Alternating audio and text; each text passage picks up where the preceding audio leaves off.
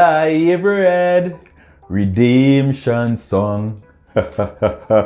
This one, however, is the Redemption Clan. Yes, you got it right, the Redemption Clan. We have two young females trying to redeem themselves in Shakira Richardson and Jamaica's very own Sharika Jackson. Now you will ask, how come Sharika Jackson is seeking to redeem herself? I'll get to that and more later on in the show, but before I go any further, check out the link in the description to my sponsors, Quicklink Shipping, RS Sports Store, and CSA Shop. Quicklink Shipping for anything you need shipped in the island from North America. Reach out to Quicklink Shipping. They can get it to you in the blink of an eye. All right, so let's get to it. Now, this one will be held in Brussels, and that's in Belgium. Right next to the mannequin pit, there's a fantastic Nutella and waffle place.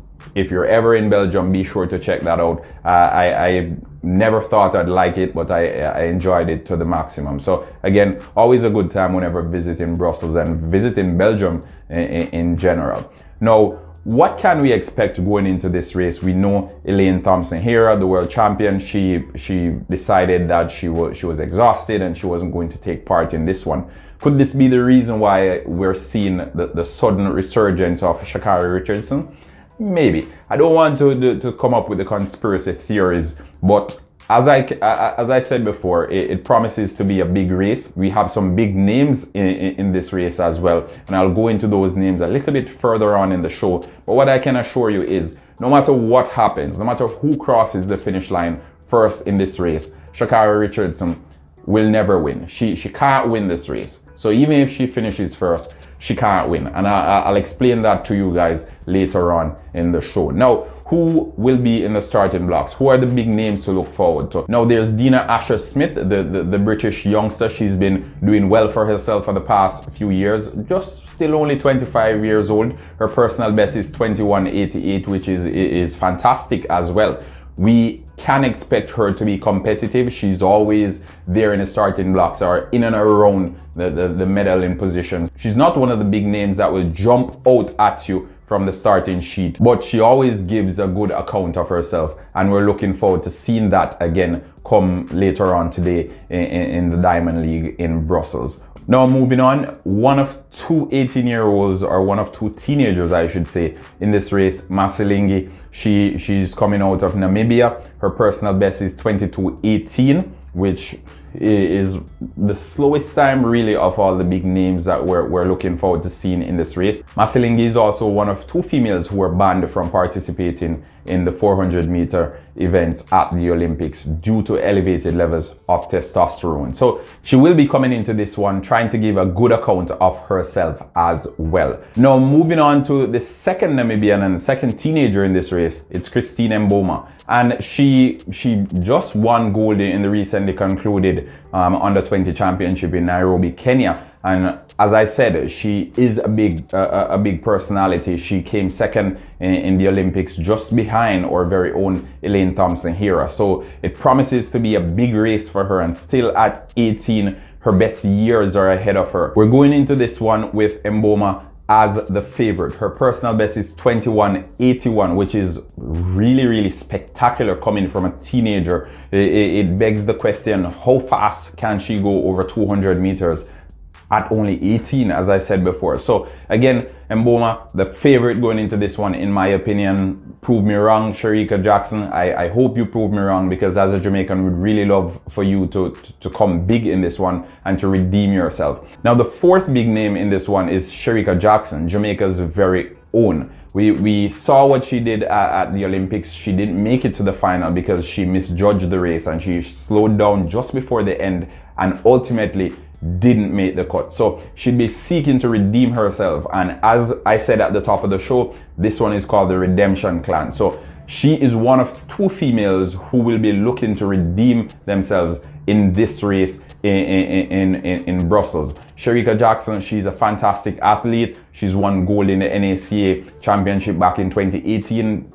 Again, she won third in the recently concluded Tokyo Olympic Games. So we know what Sharika is capable of, and she is one of the unsung heroes of the Jamaican sprint team. I don't think she gets enough credit, and I've done a full episode on her because I admire her and I know what she's capable of. And to see someone participating in so many events and dominating all these events, or doing well in all these events. It's quite fascinating to see, and I think it's superhuman to say the least. So Sharika Jackson will be going into this one seeking to redeem herself. Her personal best is 21.82, just below Masilingi's Mboma, just below Mboma's personal best of 21.81. So those are some quick times, and I think they'll be pushing each other to get below the 21.80 mark. Let's see if Sharika Jackson can take it home. She is the big name Jamaican lining up in this race after all. And again, against such a talented field, only her best will be good enough on the day. Last but not least, I'll be speaking about Shakira Richardson. Now, the American didn't have the best of meets in Eugene, which is in her home, obviously, but she'd be seeking to redeem herself in this one. As I said, the Redemption Clan. She makes up the duo of the Redemption Clan, herself and Sharika Jackson. Both of them will be seeking to redeem themselves. Sharika to redeem herself from what she did at the Olympics in the 200 meters, and Sha'Carri Richardson to redeem herself from what happened at Eugene. It's still fresh on the lips of a lot of critics and a lot of analysts and a lot of even regular fans. She's good for the sport after all. As Usain Bolt said in an exclusive interview, her personality is spicy, and that is good for the sport. Because yes, she talks up herself, and she's a type of person who, so Jamaicans may say that she boosts up herself. So again, we love to see it. And whether Shakira will finish in the top 3 later on today, we'll see. But she will need this win more than anyone else in this field, because as she said, the only way from 9th is up. So let's see if Sha'Carri can redeem herself against such a talented field. I think she's good at the 100 meters. She's never won a competitive 200 meter race, so I'm still waiting to see what she'll be bringing to the fore. But the field that she's up against is extremely talented. And in my review of the race, I said probably we should have sent Tina Clayton and Brianna Williams to run against her. I hope she proves me wrong, and I hope she gives a commendable performance, because really and truly it can't get any worse than what she did in Eugene. And this is the first race that she's running since, and it is the opportunity for her to redeem herself. The return of Sha'Carri, we'll see, because this race is a do or die moment. Even if she crosses the finish line first, there'll still be the critics that say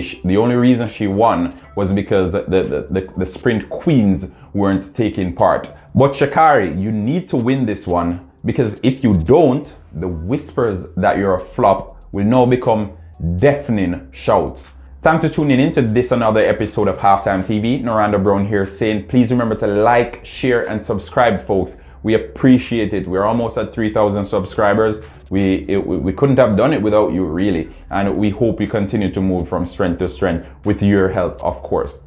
All I ever had, redemption song. Sha'Carri, you need to redeem yourself. Peace out.